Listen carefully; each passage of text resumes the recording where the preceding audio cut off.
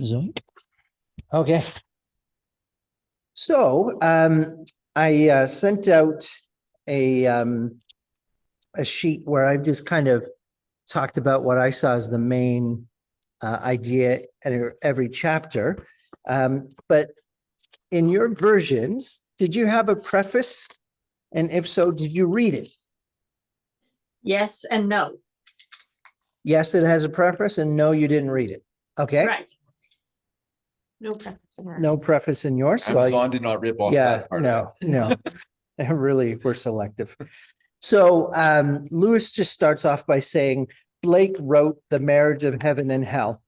If I have written of their divorce, this is not because I think myself a fit antagonist for so great a genius, nor even because I feel at all sure that I know what he meant, but in some sense or other, the attempt to make that marriage is perennial. The attempt is based on the belief that reality never presents us with an absolutely unavoidable either or. That granted skill and patience, and above all, time enough, some way of embracing both alternatives can always be found.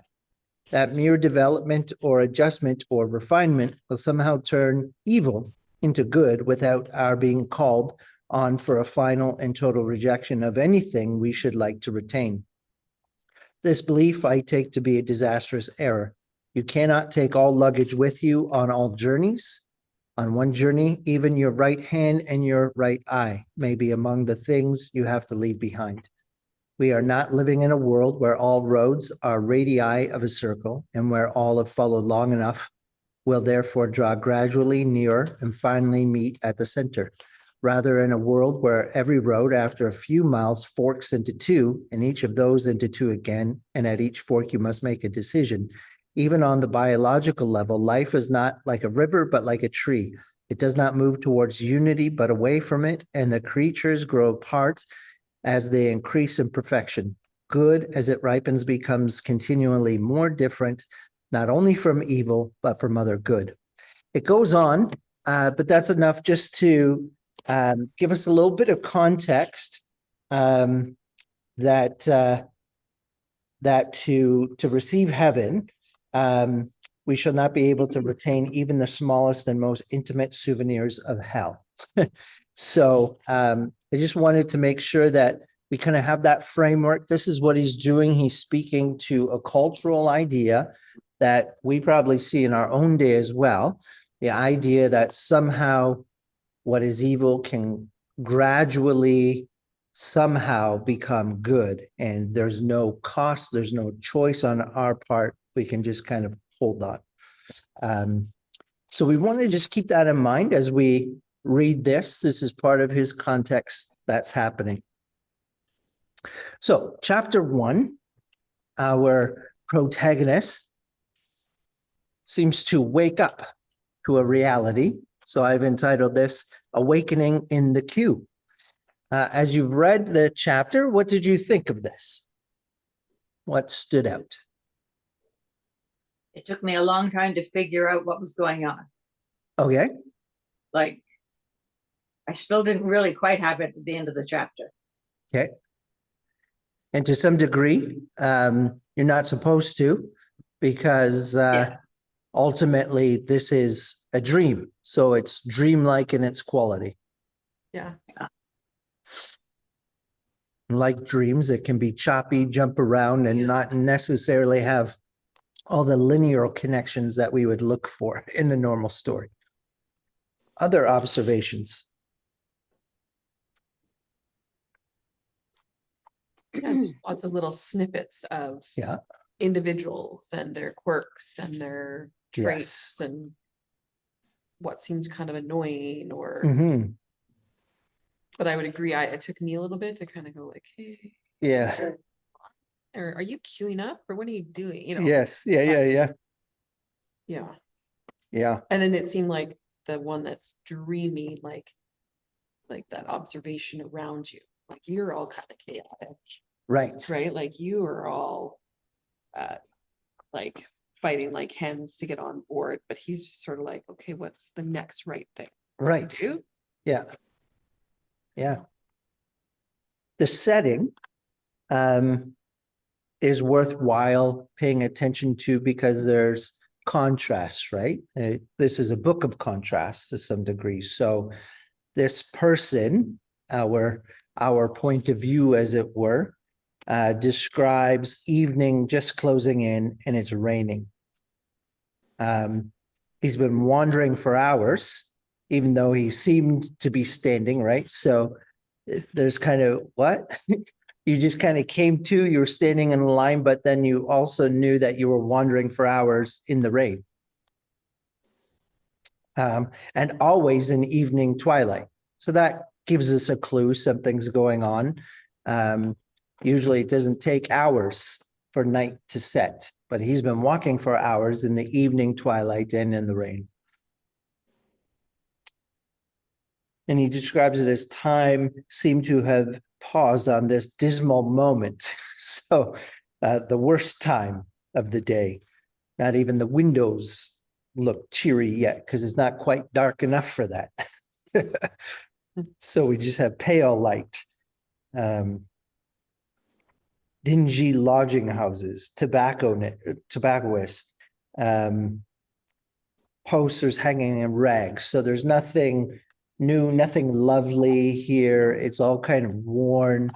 It's kind of got a scum on it. Even the bookshops only sell books like the works of Aristotle. I thought that was very funny. Yeah. Yeah, Lewis does have some wit, eh? And also important to note that this bus stop is the only time he's been walking around these streets for hours. This is the first time that he has seen these people, and that's why he's gravitated toward them. He hasn't seen anybody up to this point. So he's attached himself to the queue.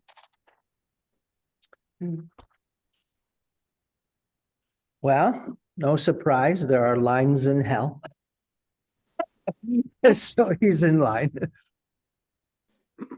At the same time, I'm like, yeah, that makes sense. Like that, you know, like if Yes. you've traveled in some countries like Italy, they don't queue. Yeah, You just shove onto the train. okay, That seems more Yeah, like, yeah, oh, yeah. like, get out of my personal space, okay, get in line. But they okay, don't do that there, right, yes. right? Yeah, So it you seems should like see a the little bit of- airports in India. There we go, for yourself. The Brits would like that. I want to order. There is an order, you just don't know You what just it don't know is. what it is. Yeah. So, yeah, and then we have the personalities in the line. And again, we have this perspective.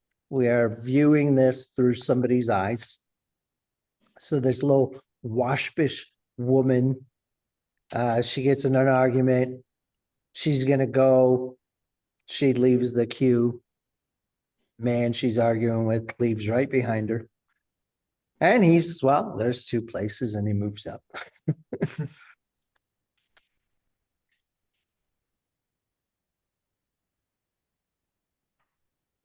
And then there's some mystery, right? Because people start talking about what this line is for. And so far, you and I have no idea what this line is for. This could be for a circus, who knows?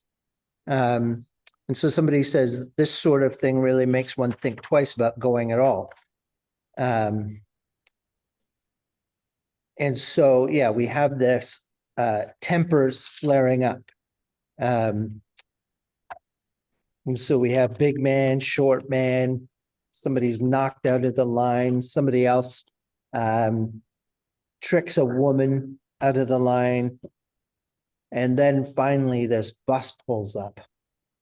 And the driver is this person who is just full of light, and he's driving a vehicle that is colorful and blazing with golden light. When we've had this description of the town, the tobaccoist shop and the rags of posters and the pale light and that, so it's this just a dazzling difference, and they hate it immediately. Mm.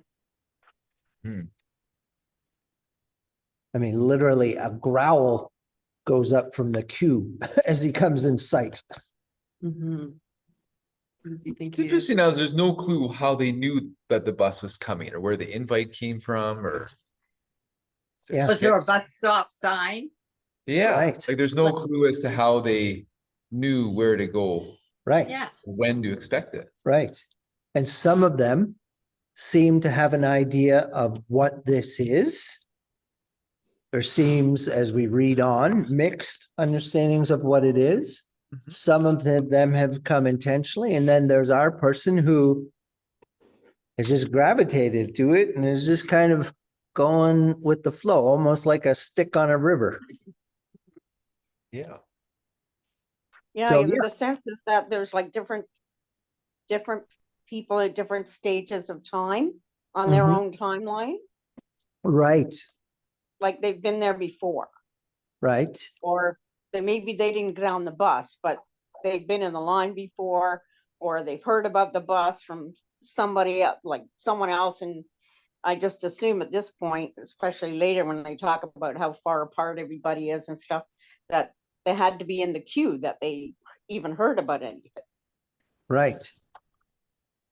Right. Which is kind Although of it's weird, but I guess it makes sense that, if you've just died and that's how you end up in this place, other people died a long time ago.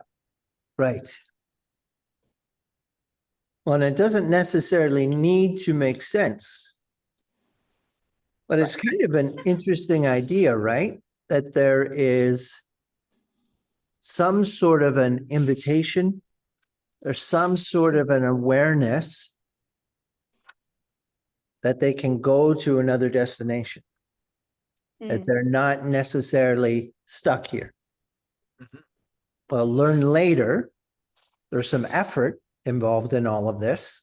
I mean, some people just live too far away. They could start out for the bus stop, but it may not be worth their while. So seems like time and distance can be a deterrent to even an attempt at this.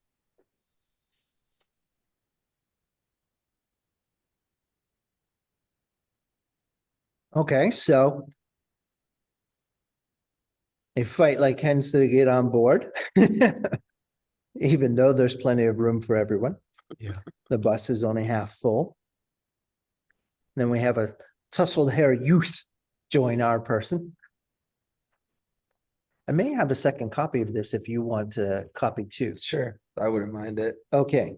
We're gonna pause for one quick second while I check my stocks. Yeah, because I'm running on memory. Because when I'm at home, I can't have the book and the group. So Oh, I have the book, the group, and just trust my memory. I read it last thing on Wednesday before the group starts. do you do all your reading on electronic on the iPad? Pretty well because of my eyesight. I Okay. need large print. And so large print books are horrendously expensive and hard to get. And the libraries do have some, and I get them. But since I've latched onto the Scarborough or the Saskatchewan, what's it called?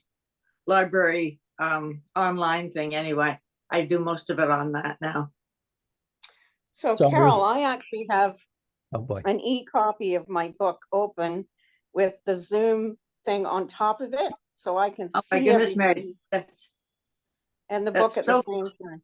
you're much more clever than I. So I'm just letting you know that Yeah, it's possible yes. to do. Yeah, I'm yes.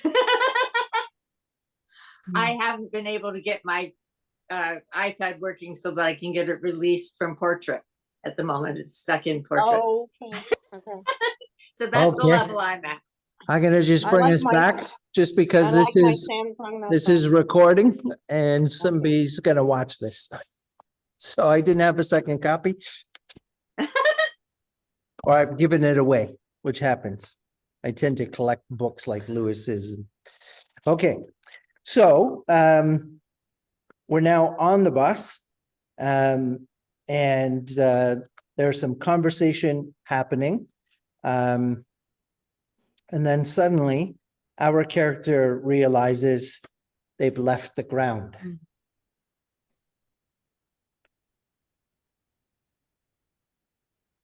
And so that's the end of chapter 1. Going into chapter 2, I've described that as learning about the town on the bus. So we get a little more perspective on what's been going on up to date.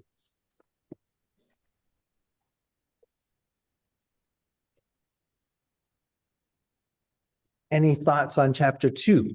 I end up doing so much talking in these, I feel too bad. Quickly don't like the guy. Yes, Whole world's, you feel you've met that person before, everything's went against them and just nobody's appreciated him. And right.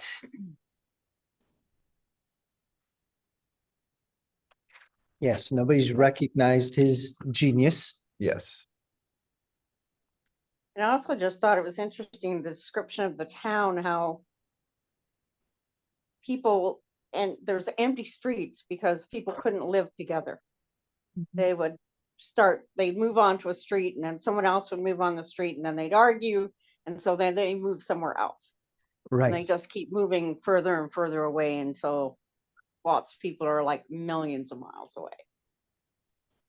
So in the last battle, and we'll see it well, we've seen it in these first chapters because we read the first 8 chapters. There's this sense of further up and further in.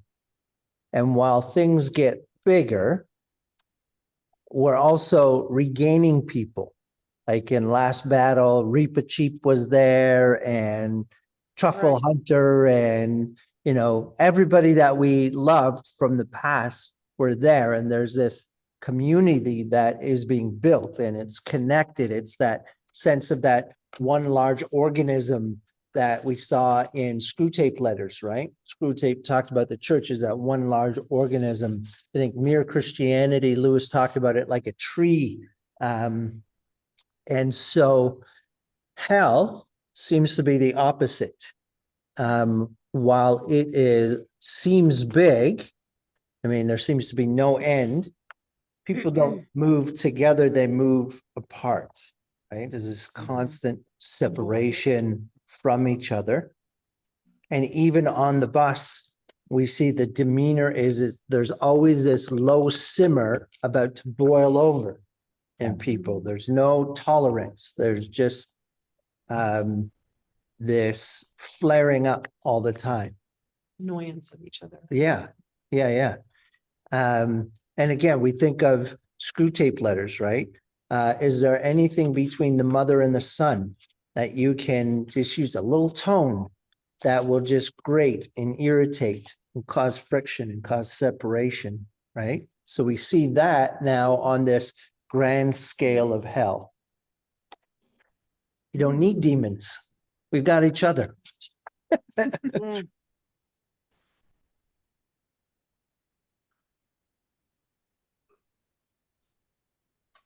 That does seem like, even like you think of the pandemic, we were able to isolate, avoid, not confront, not reconcile, Mhm. so forth. And even now, still, you sort of see repercussions of that, Right. of people struggling with anxiety, facing some pieces with other people. Right.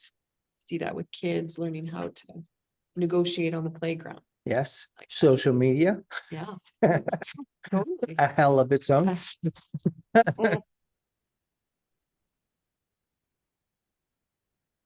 So knives are drawn, pistols are fired.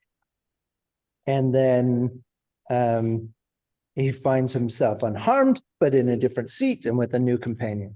So I guess once you're dead, you can't die again.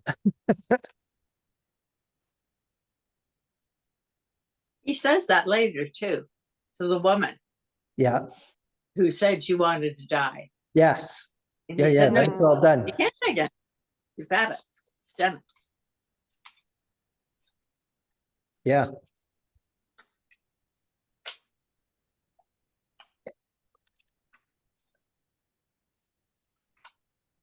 So we have this sense of time.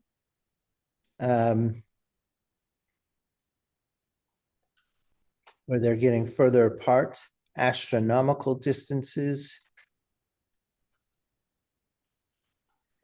and you can't really meet anybody interesting, they're too far away, one would assume they wouldn't want to meet you either. What does he mean by this? All the peoples you've met were living near the bus stop, but they've taken centuries of our time to get there by gradual removals. Um, Wonder, I assume that it's the moving away away. from themselves. But it's that same sort of thing, like he was walking around the empty streets for, who knows how long. he says hours. We don't actually have a good sense of time here, right? He could have been walking for thousands of years before he hit upon that cue, right? Right. He could have been moving away from people before he starts moving towards people. Yeah.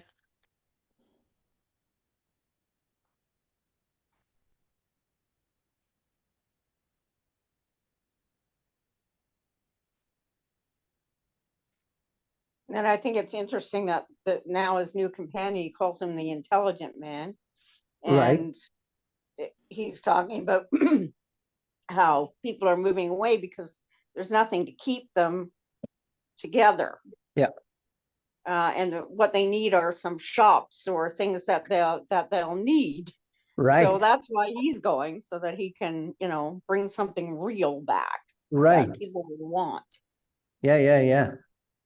And so this is another interesting thing, right? Because they don't need to make anything. They think of a house and the house is there, but the house is as insubstantial as they are. So it doesn't keep rain out, doesn't really afford protection. But do they really need protection? Right. And it sort of We've already starts, ascertained they're dead and they can't die again. yeah. Kind of almost in a way like attacking the idea of like, thought of like a fix, like by the time you die, you've made the decision, the decision's made or not. But he kind of talks about the old people are meeting historical characters. They've moved so far away. Yeah. And then he kind of goes and could they get to the bus stop? Well, theoretically, but it'd be a distance of light years and they wouldn't want to by now.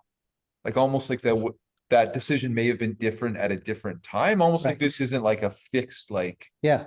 and it's not, it seems like that on the other side too. This isn't like a fixed or a Yeah.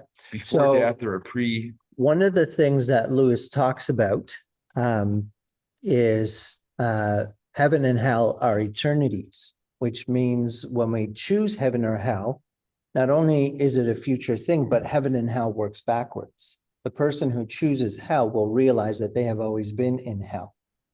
And so it is that decline away from God. So in spiritual formation, we talk about consolation is the movement towards God, because God doesn't move, right? He's fixed, he's unchangeable. So when we experience distance from God, it's not because God is angry and away from us, it's because we have moved away from God. So that's desolation. And then movement toward God is consolation. So this is literally desolation, right? The moving further and further and further away. So if the bus stop represents the opportunity to at least visit heaven, at least consider the opportunity of entering in, there's this link here between heaven and hell. And the people are getting distant from that point, right? But that's not only a geographical, that's a philosophical, that's a mental, that's an emotional, that's a soul decision. They are getting further and further away. So it's always harder and harder to accept and to change. You're becoming more and more frozen or fixed in that. And heaven works the other way around. Like we see in the first 8 chapters, the bright people, the spirits that come out to greet the ghosts and invite them to come further up and further in, are looking for even the smallest spark to take hold. Because if that spark can take hold, if somebody actually makes a decision, allows a change to happen, then the cure, Lewis talks about it in other places, the cure has begun. Like we don't have to worry about the finished product because the cure has begun, and what God has begun, God will bring to completion, right? So it's that the moment of decision is almost key. Because the person who chooses heaven will realize that their entire thing has been heaven. So later on, we'll see those who stay in hell in the town will realize they have always been in hell. Those who choose heaven can consider the town as purgatory, just the burning off of that which held them away from heaven. So yeah, further you get away, the more fixed you are in hell, because hell ultimately is a choice.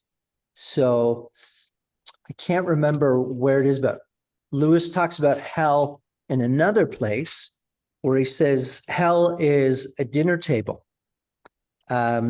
filled with rich, beautiful food, the best kind of food that you would want to eat. Only your arms are too long to feed yourself. You're sitting at a table like this, filled with people, but because hell is essentially selfish, you destroy the table rather than feed each other, right? Hell is the refusal to care for somebody else. So it's that selfishness in there. Hell is a choice. And the converse is true. So one of the reasons why universalism doesn't work, if somebody has chosen not heaven, chosen not God, to consign them to heaven would be hell itself, because it's the presence of God. They would be tormented by the very presence that they do not want and they have no choice against.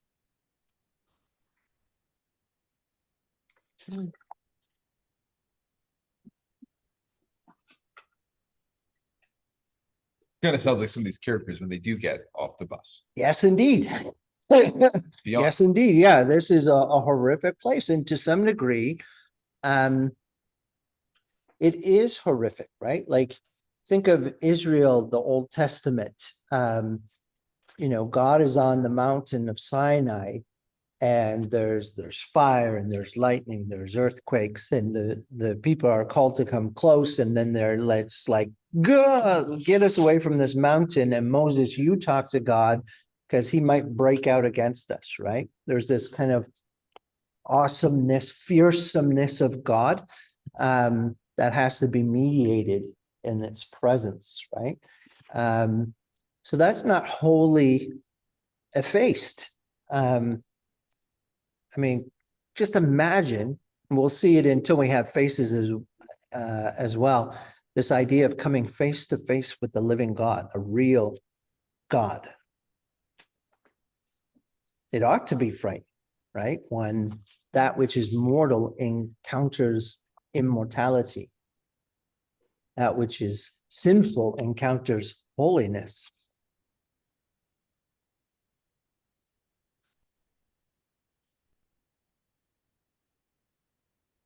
Well, yes. So the intelligent man, maybe better the clever man, because he's got a plan and wants to centralize things, get some capitalism going there, and really have people get in close. And then we realize that the need for housing is because there may be something coming that comes with the dark. And so we recognize the human sensation that there may be things or something that is in fact worse than death, since they can't die again.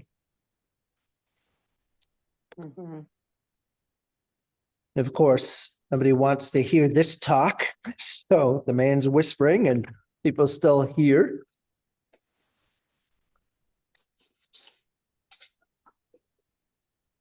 And then there's those who say, oh, how naive that people think that this is a evening, a twilight that is going to go to dark, when this is really the first vestiges of sunrise. Light's about to break forth.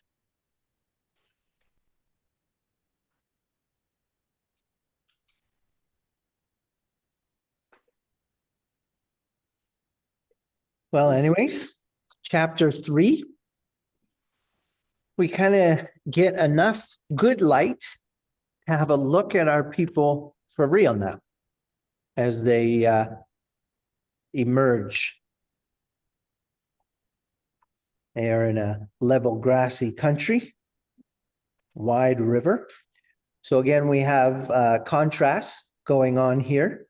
We kind of had a sense of concrete urban setting that was going on in the town. And now we have mountains and grasses and valleys and rivers. And Coolness. so Lewis liked to walk in the woods. He was not a fan of the big cities.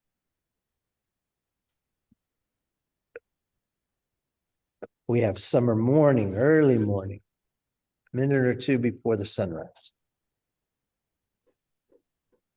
And again, that sense, so we saw it in last battle as well, right? This is Narnia again, but it's more Narnia. There's a sense of it's bigger. It's the same mountain, but it's a bigger mountain. It's the same valley, but it's a bigger valley. It's the same river, bigger river. It's more expansive. And the more you go into Narnia and into Narnia and into Narnia, the more real and the more large and the more present it is. We have that same sort of idea here. He has a sense that this is a larger space, perhaps even a larger sort of space than he had ever known before. So it just has this sense of room. And again, I expect that has to do with some of that sense of the infiniteness of God, the infiniteness of heaven, the infiniteness of eternity.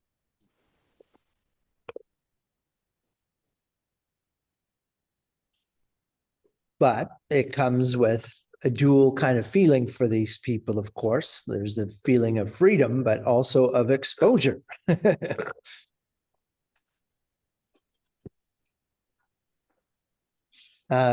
And notice, he wants to convey the real quality of what he saw and heard.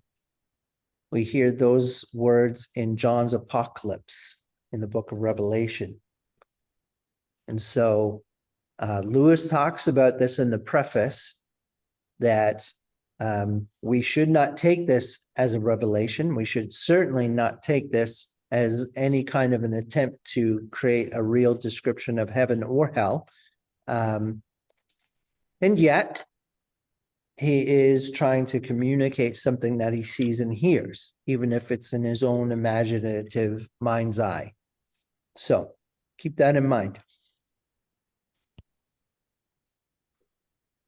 And what do we discover about these people once they come out into this bright light?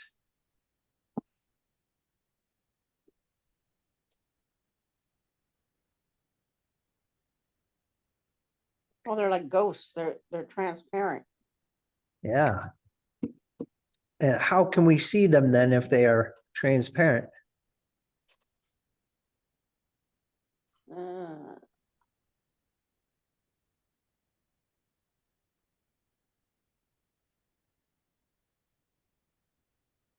Okay, smudgy and perfectly opaque when they stood in front of a shadow of some tree. Smudgy.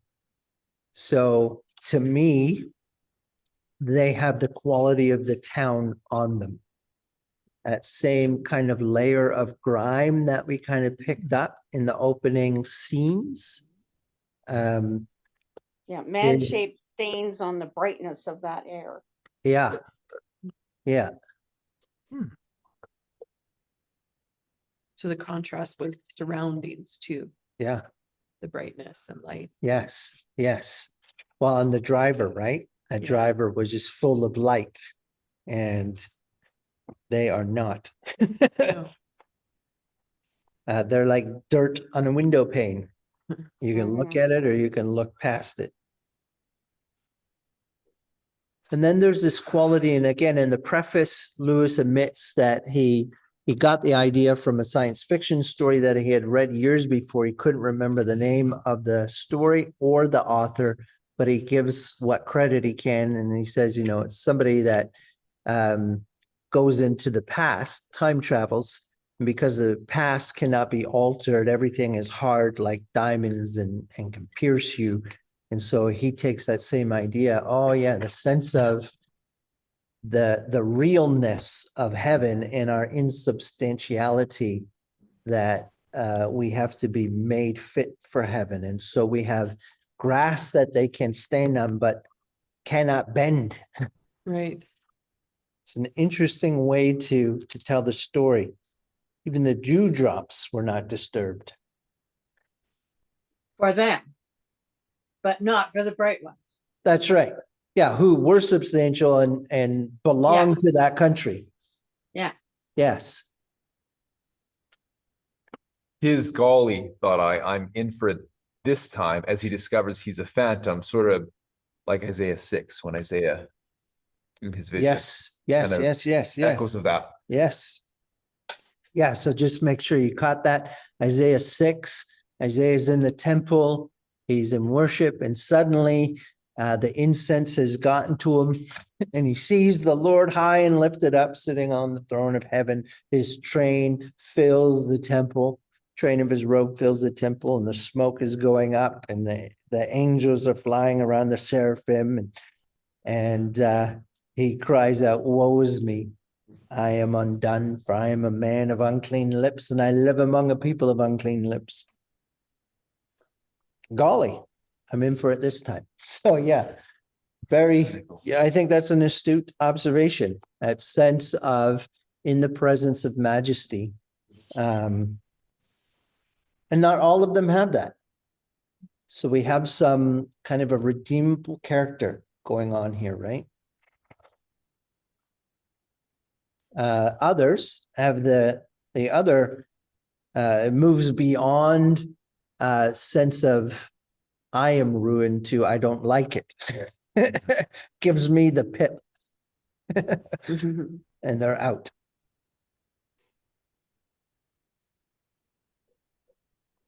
Interesting, you know, some people from the bus have the sense that this is really a day trip. So to the driver, when do we have to get back?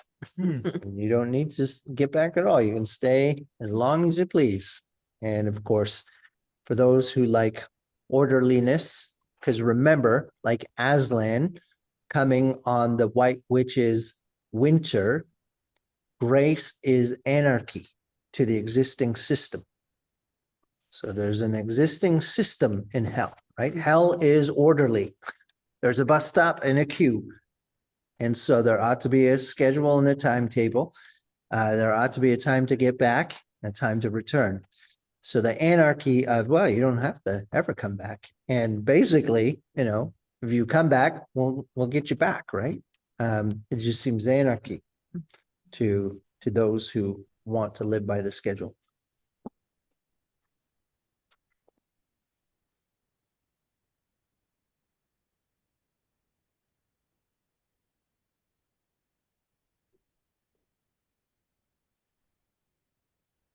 One still wants to get away from the crowd.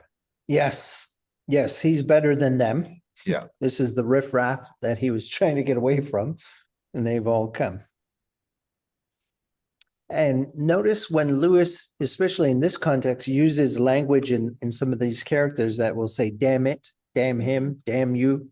Damn is about hell, right? It's a short form of damn you to hell. It is a curse being called down on somebody.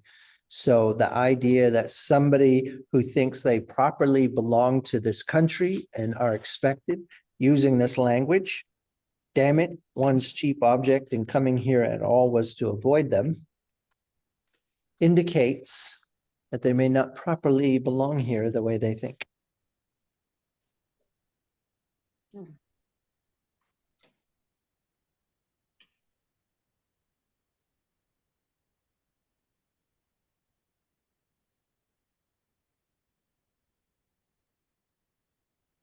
So we have these bright people coming. having traveled for quite some time, mile after mile, they draw nearer. The earth shakes under their treads, so their feet sink into the wet turf. This is a fine contrast to our ghost inabilities. Some were naked and some were robed, but the naked ones were not less adorned, and the robes did not hide, disguise those who were grand with muscle and radiant with smooth flesh. So Lewis is no Puritan. He's okay with nudity. And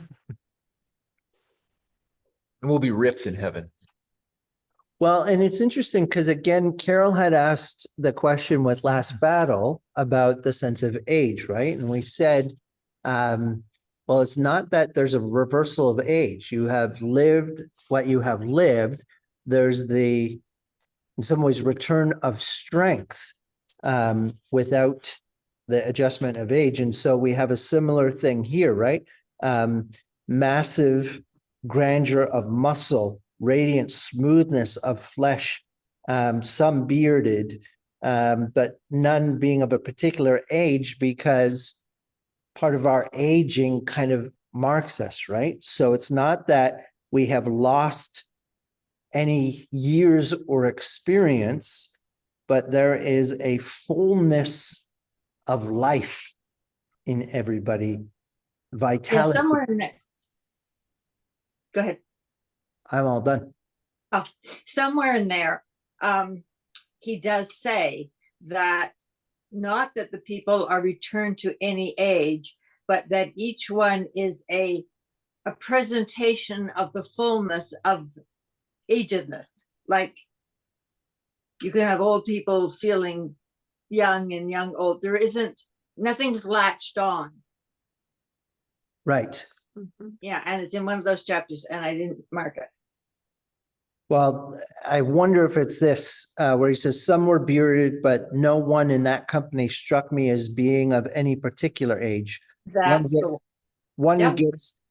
gets glimpses, even in our country, of that which is ageless, heavy thought in the face of an infant, and frolic childhood in that of a very old man. Here, it was all like that. Yeah. So they come steadily on, couple more scream and run to the bus. So this is kind of the converse of the queue, right?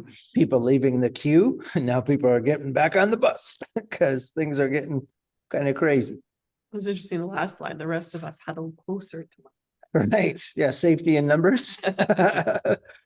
when they were at the Greytown, they were wanting to Mhm. move away. Well, then the reaction to the driver and that brightness of the bus was the growl and, oh, he feels proud of himself, right? And there's a sense of power and position there, even while recognizing something great and magnificent in their midst. Now you're surrounded by that magnificence and it is bearing down on you. Mhm. Like, yeah, let's all, We feel small now. yeah, exactly. And no growling, Yeah. shrieking. Yeah. Mm-hmm. So chapter 4, I've described as heaven cannot be earned, only received with humbleness. And we have our first encounter between one of the bright people and one of the ghosts from the town. So our person says, oh, there's going to be affecting scenes. Perhaps it would not be right to look on. And so titles away to observe, but not gawk. So the big man, the big ghost, is followed by one of the bright people. And the bright person is shouting to the ghost, don't you know me? And the ghost says, well, I'm damned. So again, yes, you are, but you don't have to be. And he, isn't right, Len? What about poor Jack? You look pretty pleased with yourself. What about poor Jack? Jack is here. He's ready to see you if you stay. But you murdered him. So we've got this earthly history. Of course I did, but it's all right now. Oh, all right, is it? All right for you, you mean? But what about the poor chap himself lying cold and dead? But he isn't. I've told you, you will meet him soon. He sent you his love. The old rules don't apply, right? We have a history here. And part of that history is this guy, this big ghost in his life was kind of a work foreman, made his lives of his employees miserable. And two employees, Len and Jack. Len murdered Jack. But towards the end of Len's life, and as a result of the murder itself, Len began to wake up, to have that spark, that sense of something that leads him to be in heaven.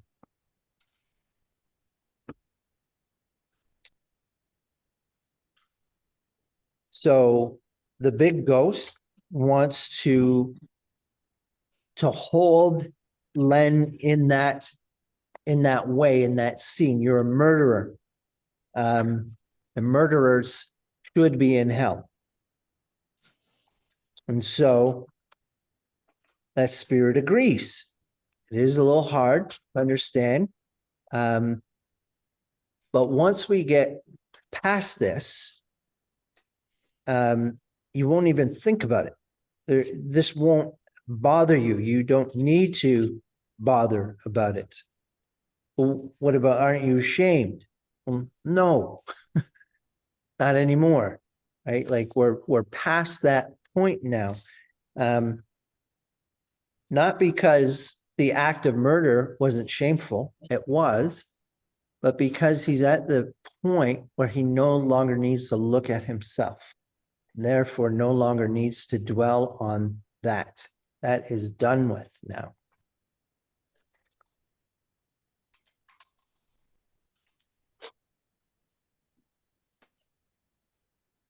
And so the big ghost wants to talk about his rights. He's always worked. He's earned everything that he's worked for. He thinks he should be in heaven, not because heaven is a graceful place and will mercifully allow him in, but because in his skin, in his bones, in his flesh, he's a decent chap. He's never murdered anybody. He's towed the line, therefore he should be in. Now, he's not claiming to have been religious, not saying he's better than anybody else, but he's just done his best. And so he should have it.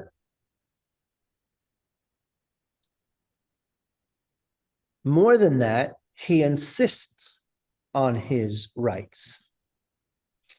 And this is where things really go wrong for him in his thinking, because of course he doesn't have, and we saw this in Screwtape Letters, good self-perspective. He is living in self-denial. If you really got what you deserved, you would not want it. In fact, you have what you deserved, right? You've been in hell. You have been damned. But you no longer need to have what you deserve. You may have what you don't deserve. Right? So there's this magnanimous offer. But for the person that is locked into, I don't want charity. I want to get by on my own two hands, my own work. He spins himself down in that, the kind of an interest, like, not a religious man, I've had my faults. And then he sort of spins himself further into, I've never done nothing wrong. I've always done my best and I've never done nothing wrong. So it's like as he drives into that thinking, like it spins him deeper and deeper. Right. Yeah, he wraps it Further around away. himself like a cloak, or Yeah. a shield, an armor. Yeah. And it gets thicker and thicker. He again solidifies into that idea of himself and can't let it go. Mm. Particularly as he lines himself up next to Len, who murdered. Right? There's two of us, and I've always just done my job. You murdered somebody. Why are you in heaven and I'm in hell? I'm not asking for charity. Well, do ask for the bleeding charity. You shall have it. Because nothing can be bought here. It can only be asked for. Well, for the big ghost, that's fine for the bloody murderers. But that's not for him. He doesn't want charity. But you must receive charity in order to, it's only by grace that you can transgress or come in, that you can get solid enough to walk on this grass. It's only by receiving the charity, the help, that he can actually come in. And remember, charity from mere Christianity, right? That's Christian love. So it's literally, this is exactly what you need. This is again, community, right? To come in.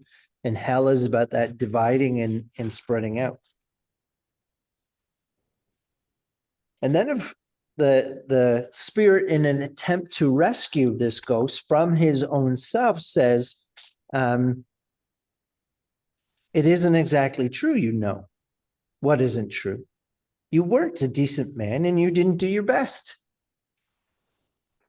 Now, somebody whose core identity is that I've always earned my way, I'm this. This is a core identity piece. And heaven reveals truth, right? I don't know if I talked to you guys about it, but one of the ancient ways to expel the devil is to laugh at him. The devil cannot stand to be mocked, right? So we have mirth in the eyes here, and truth is spoken. You weren't decent. You didn't try your best. Now, that's not a personal attack, because none of us were decent and none of us tried our best. And so we all have to come to terms with that if we're going to progress, right? That's the putting off of the old self in order to put on the new self. It's essential. You can't progress without, you can't carry a lie from hell into heaven. You have the face to tell me I wasn't a decent chap. Well,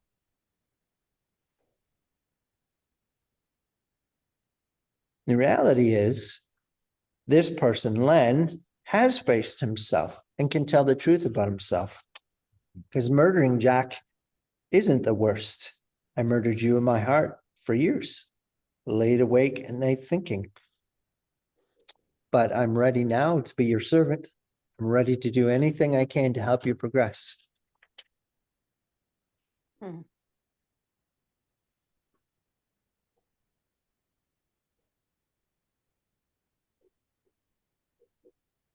And again, there's this solidifying down.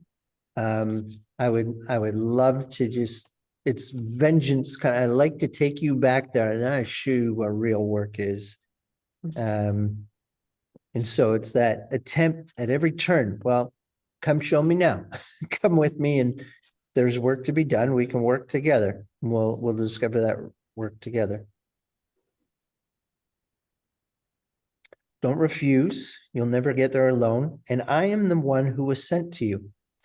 Kind of Jacob Marley, Ebenezer Scrooge kind of thing, right? Jacob Marley procures a chance for Ebenezer. That took him many years, but a chance for Ebenezer to escape his fate.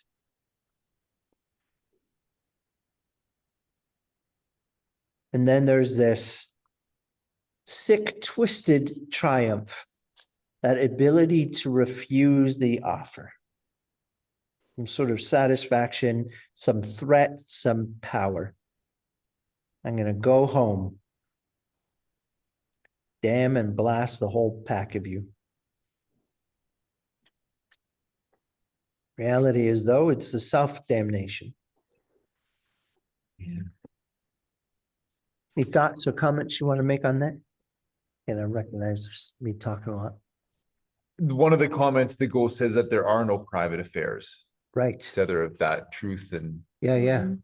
So again, the contrast to hell, right? yeah. That spreading out privacy, you know, we might be able to look through each other's windows every once in a while, but we don't really have access to each other. Whereas heaven is all one public thing, right? We're all rooted in together. It's a community.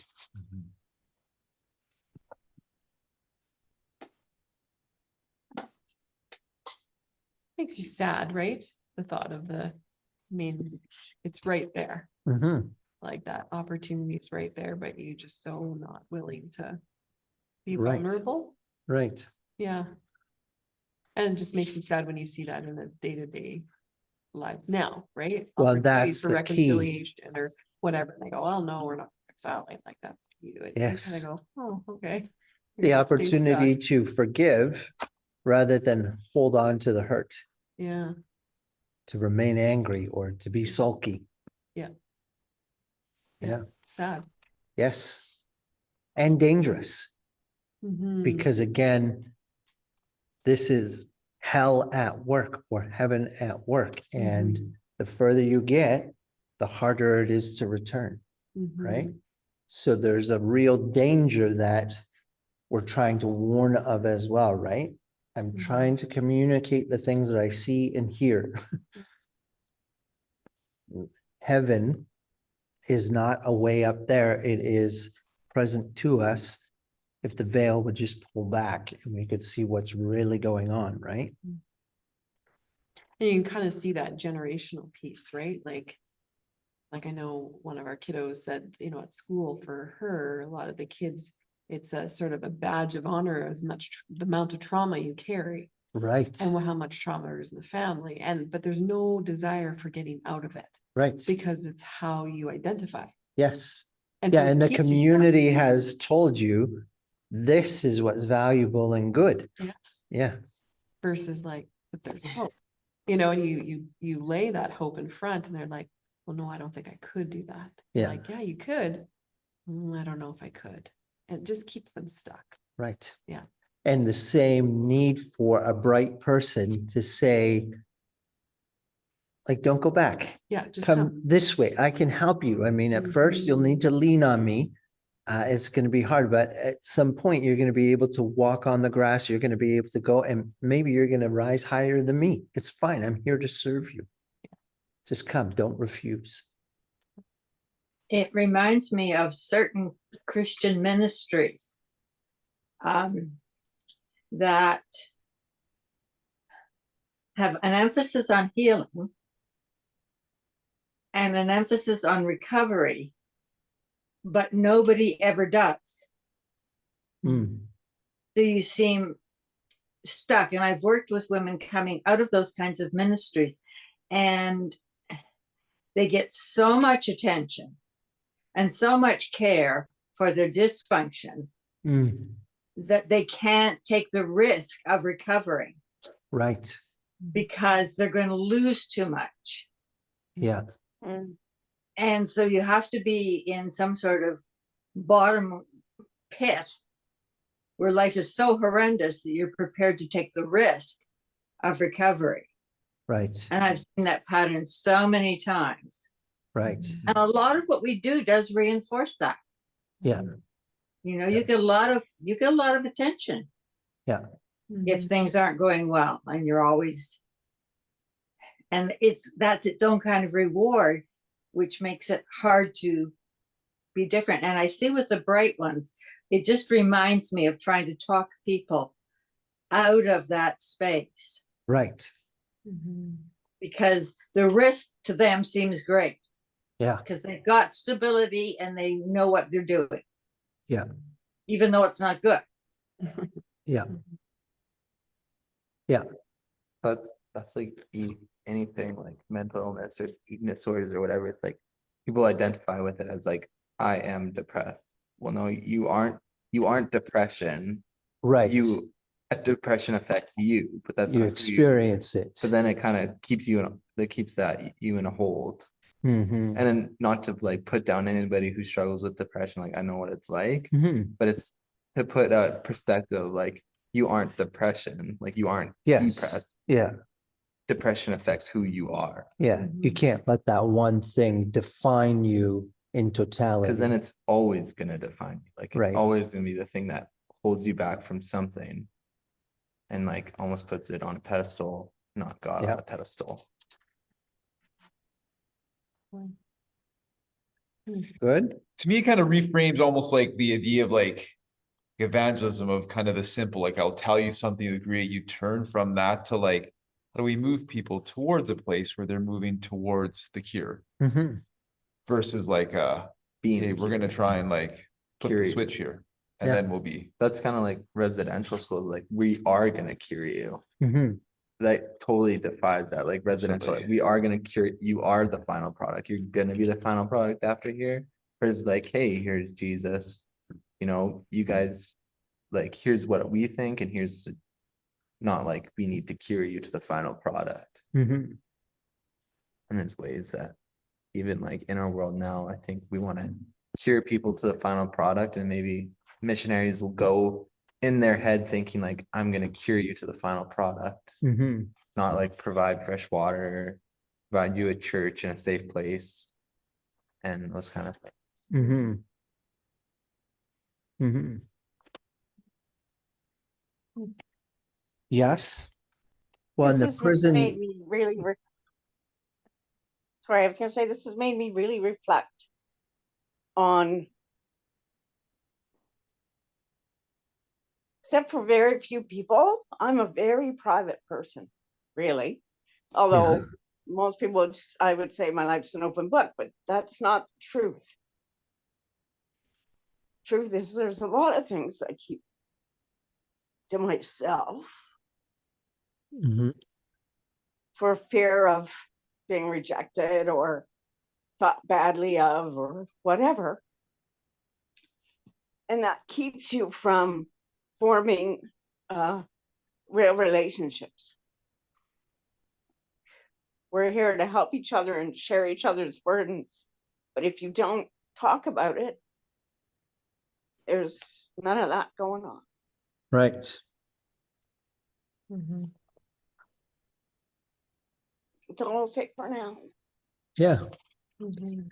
Well, I was going to say, Paul in Romans 12 says, no longer be conformed to the pattern of this world, but be transformed through the renewal of your mind. And that's what we're seeing here, right? Like there's this conformity to how the world works, and transformation of the mind is key to this. Now, it's not just beliefism, but that's where these roots are, right? I mean, we are thinkers, among other things. We're lovers as well, but this is one of the places, and some of the things that have to be confronted, and not just sin as in bad actions I've done, but we also need to address bad thinking that we have. Again, because that's going to lead to the bad actions. So this is key, these things. Because we are always solidifying into these narratives, which is what you were saying, where this becomes my total identity and I can't let go of it. I can't even imagine what could be over there, but it's too terrifying to Mhm. even contemplate.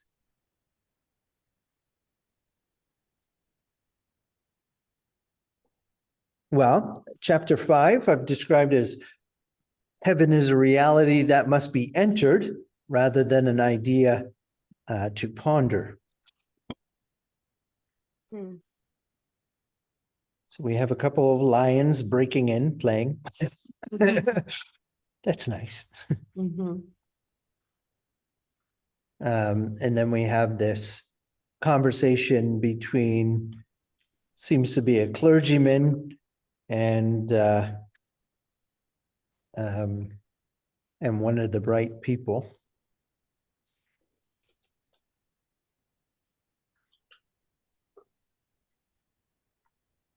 And this, what's interesting is we're standing here.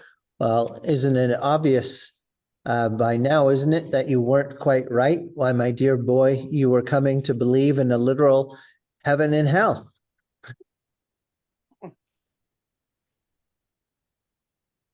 So talk about this a little bit.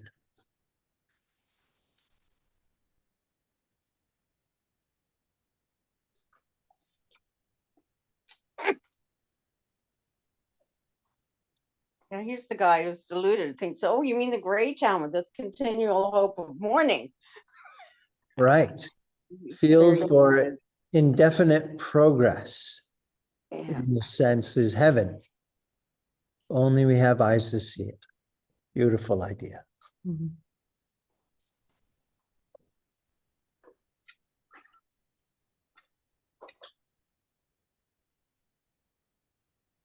Yeah, wrong thinking again. Mhm. Well, what do you call it? We call it hell. Oh, there's no need to be profane. If we're going to discuss these things, we need to do so seriously and reverently. Discuss how reverently? I meant what I said. You have been in hell. If you don't go back, you can call it purgatory. So here's somebody who is just excited by this exchange of ideas, wants to go on discussing them, go on thinking about them, go on pondering them, go on, having proposals, but never arriving somewhere, right? So that indefinite progress is kind of his watchword. And so a sense of arriving somewhere. But again, heaven confronts, right? No, you've been in hell. And you are now standing in heaven.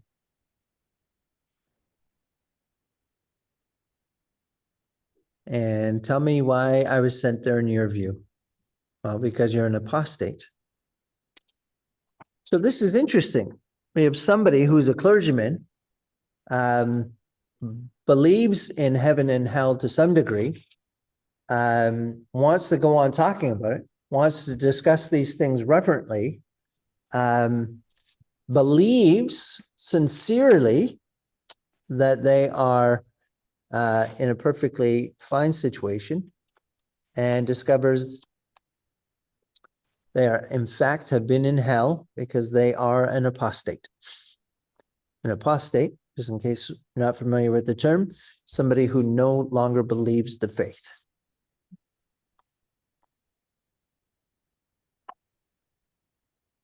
So this idea, you really think we would be penalized for our honest opinions? Again, we have some of the self-deception going on, right? Well, there are sins of intellect. It's because you thought it doesn't mean that that itself, that thinking itself wasn't sinful.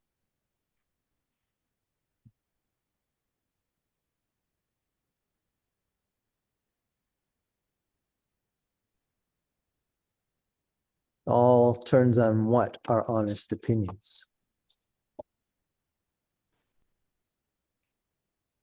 And quite frankly, this person allowed their opinions to be changed, to fade, because it benefited them. So in other words, we didn't arrive at these opinions honestly. You did so, we did so because they benefited. You got to sell books, you became popular, you even became a bishop. So that like the idea that he kind of rejected the idea of heaven and hell was more of a protection mechanism than like, I know God says in the Bible to like challenge the faith and like challenge the idea and like try to learn more in that way. But he uses like a protection mechanism. So he rejects the resurrection. He rejects a sense of final destination. He basically becomes that kind of lukewarm, and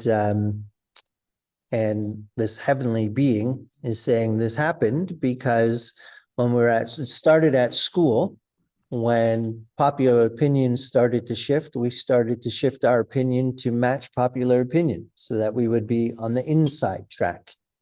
And as we got older, those opinions, as we digressed from an orthodoxy, those opinions were widely accepted by the culture, and they made him profitable, popular, rich, give him power and position, and made him feel good. I mean, there's again this perverseness about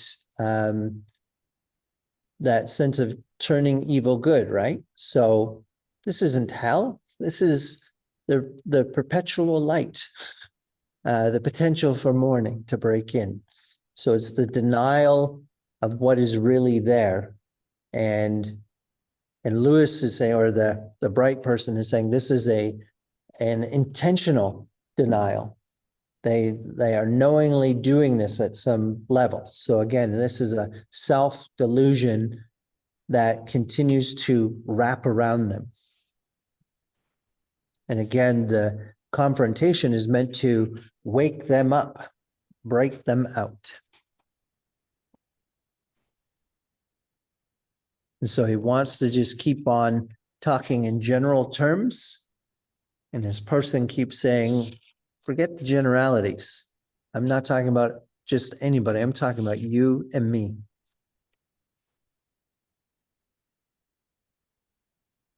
He also, his honest opinions kept him from having to commit to a path or pick a ditch. He Right. could always kind of go, what? Maybe that, maybe this. Never had to Right. commit or, Mm-hmm. and then experience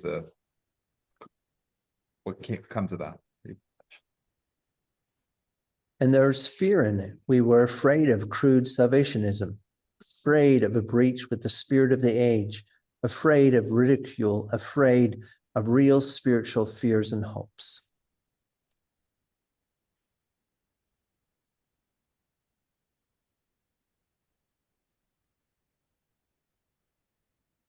And of course, allowing ourselves to drift without any resistance, without any prayer.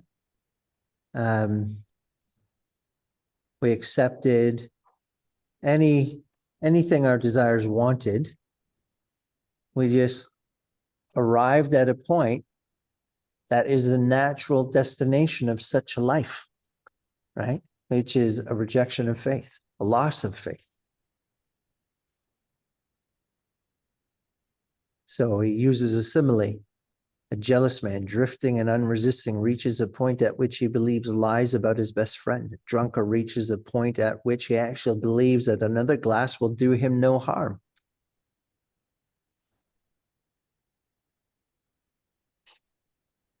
So again, we didn't arrive there honestly. The road to hell is paved with good intentions, right? And that's of the intellect as well. Try and be open and broad, magnanimous, not make people feel put upon.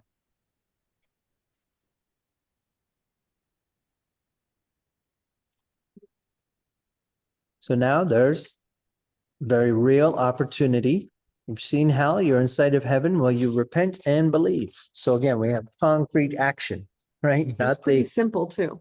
This yes, guy, he's complicating it. Well, but Yeah, yeah. this and that, and yeah. I already believe. around Because similar to the preface, right? It's the fork in the road. You cannot take both roads Oh. at once. And again, in Mere Christianity, remember he says, if you've discovered that you've been doing the sum wrong, then the best thing you can do is go back to where you started to go wrong, erase everything and start the sum over again. If you're on a journey and you find out you're on the wrong road, continuing down that road will never get you to your destination. Yes, you're going backwards, but going backwards is the quickest route to actually getting to where you want to go. So it's this as well, right? Now, repent and believe. So you wanted to be broad, you wanted to be ecumenical, you wanted to be whatever. But now you can see what's right in front of you and all, you can have it. Repent and believe. But it's still about him. Hmm. Like, yeah, sure, take me. As long as I have a wider sphere of usefulness Right, and the scope for talents that God has given me. right. Yeah, yeah.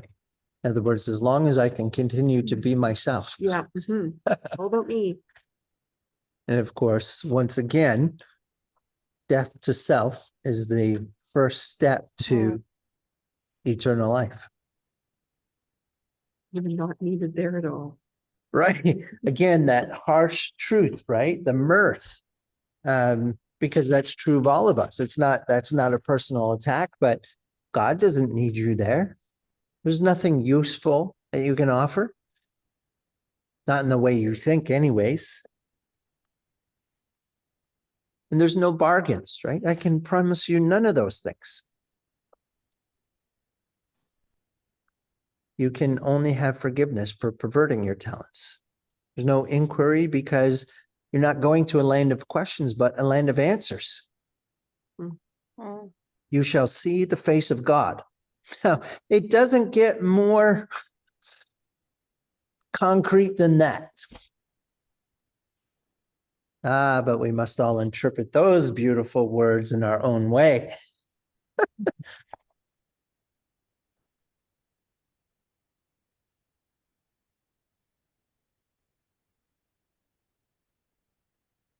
But you must feel there's something stifling about the idea of finality. Stagnation is soul destroying.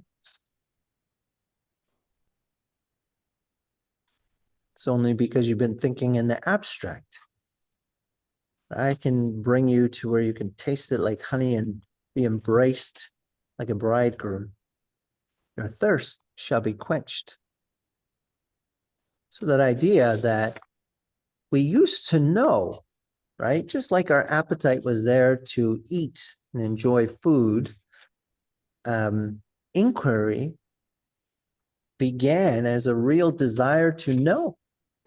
And somewhere along the way, the spirit of the age, what was valuable is not to know, to doubt, to equivocate, to remain ignorant, willfully ignorant. And so he, again, wants to take that doctrine of hell, practice of hell, into heaven and apply it there. Can't come.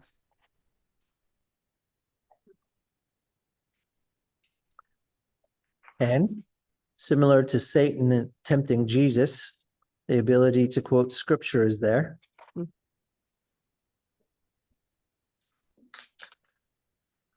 And so we have a little more crude, what you now call the free play of inquiry has neither more nor less to do with the ends for which intelligence was given you. The masturbation has to do with marriage. Well, we can't be reverent. We mustn't be obscene. And this idea of returning to boyhood seems repellent. You know, he wants to have these older, mature, speculative questions. But we're not offering religion, we're offering you Christ. We're not offering you speculation, we're inviting you to come and see, to come to the real fact, the father of all other facthood. I mean, if you really want knowledge, you will know, you will see the face of God.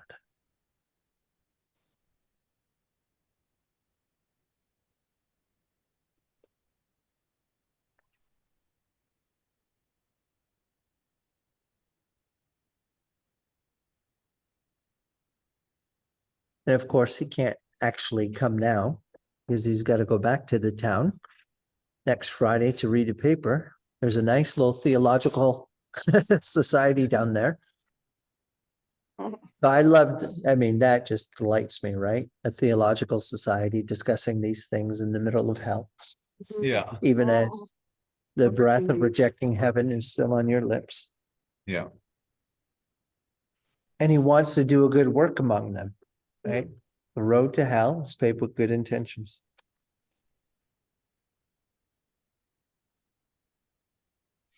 And of course, Jesus is to be made in his image. If he had lived, he would have broadened out. Something to think about. And I love the clerical smile that's on his face.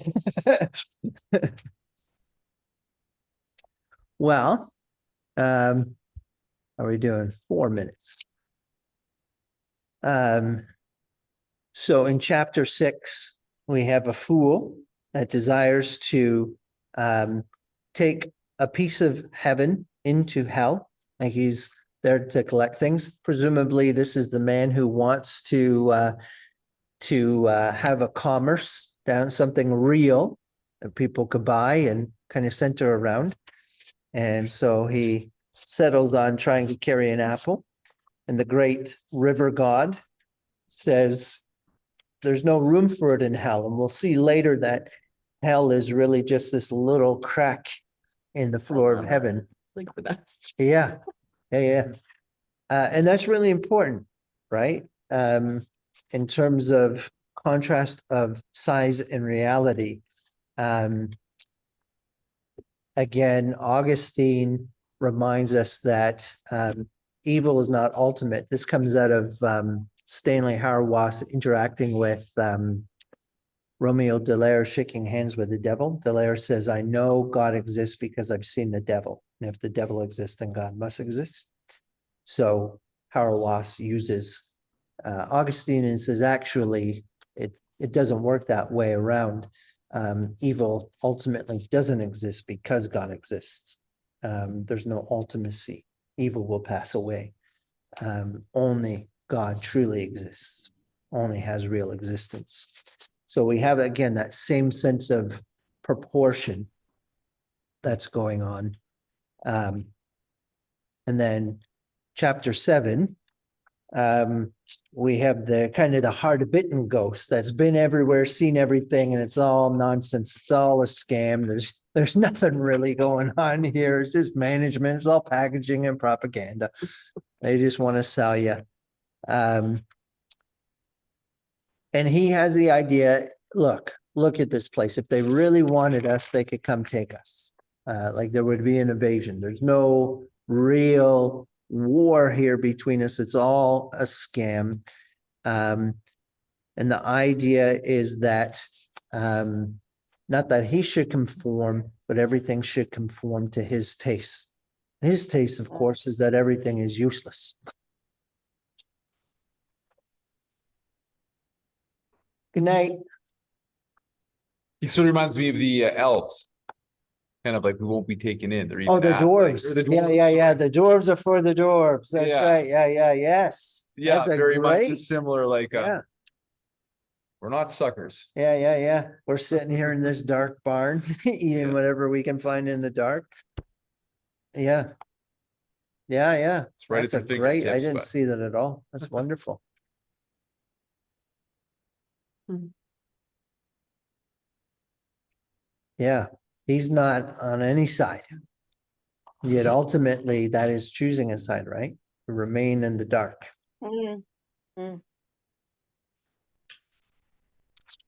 Also reminds me of the conspiracy theories now. It feels like they're more now. They've always been there, I guess. But Yeah. the many things that he kind of, well, there's, I know the real story Oh, behind. yeah. The Illuminati. Yeah. And then chapter 8, we have a woman who has this overwhelming sense of embarrassment. She's insubstantial compared to real people, the real people of this country. And she will be seen. And to be seen in such a state, she would just die of embarrassment. It's interesting. And it's not that she's wrong. Well, yes, you are inappropriately suited for this place, that's temporary. If you can drink that cup to the dregs, if you cannot let that stop you, that bitter taste, if you can swallow it, then it's done with, and you will be fit for the place. You will be as beautifully attired as everyone else. But it's Mm. going to cost you this moment of decision. And our person is just like, oh, I wish you would say yes, because I really want proof that anybody can go further. Or that anyone can go further. Yes. Yes. Because he's still not sure Yes. that anybody can. That's right. Yeah. And that the guy before really put a lot of doubts in his mind. Yes. Yeah, absolutely. You know, if I hang around, it might start to rain and it'll kill me. Right. I've never seen a fine morning that never turned to rain.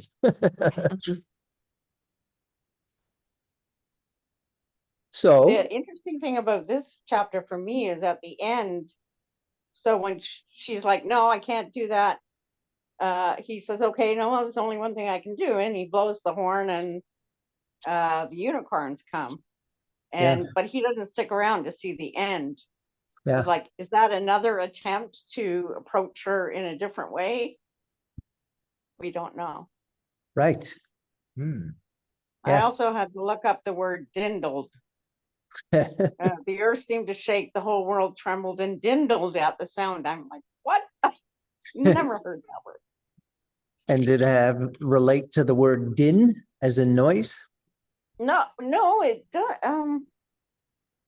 doesn't. It's kind of like trembling and shaking, that kind of thing. Okay. Yeah. See if I can find it while you're talking. Yeah. So again, the sense of not belonging, right? If we take this woman's experience, how can I enter in? I'm unworthy, right? A sense of shame, of guilt that can keep us out. And it's not that there's nothing shameful there. But ultimately, the power of heaven to overcome even our sin and shame, if we will only receive that forgiveness and move in, right? We will confess and repent, then we will be reclothed.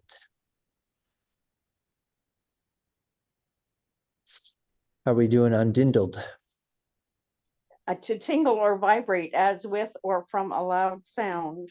Okay. And then it goes on to say that it's a British expression. And it's to tingle as from cold, quiver, thrill, shake, vibrate, tremor. Kind of thing. Right. So again, the common thread between all of these things are the ghosts are not able to look away from themselves.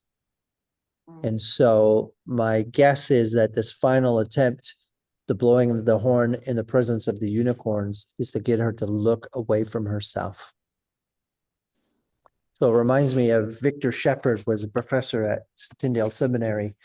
And he would say, when somebody comes to you and they're struggling with some besetting sin, distract them. Don't even pray for them for that, because that just helps to focus in on it. Take them to a baseball game. There's powerful, wonderful ministry in distraction. The ability to look away from ourselves, right? To look at something other than ourselves, to look at Christ ultimately is the key, right? And even in my ministry as a pastor, when I do direction, and I talk to people who are struggling with sin, and of course I have to remind myself of it too, the key isn't to screw up our will, to stop doing that sin, because of course the problem isn't that one particular sin, it's the problem is we are people who want to sin. And ultimately, to cease to become people who want to sin, we have to love something other than ourselves. We have to love Christ more than we love sin. And so it's related to trust, and that ability to look away from ourselves. When you're busy serving others, or you're not so focused in on your Right. own things. Yes. Yes. That's the Dale Carnegie. Hmm. Way to deal with worry. Right. Yeah. You be busy. Yes. And Yeah. find something of usefulness to be busy with. Right. Yes. All right. Well, let me stop the recording and then we can pray.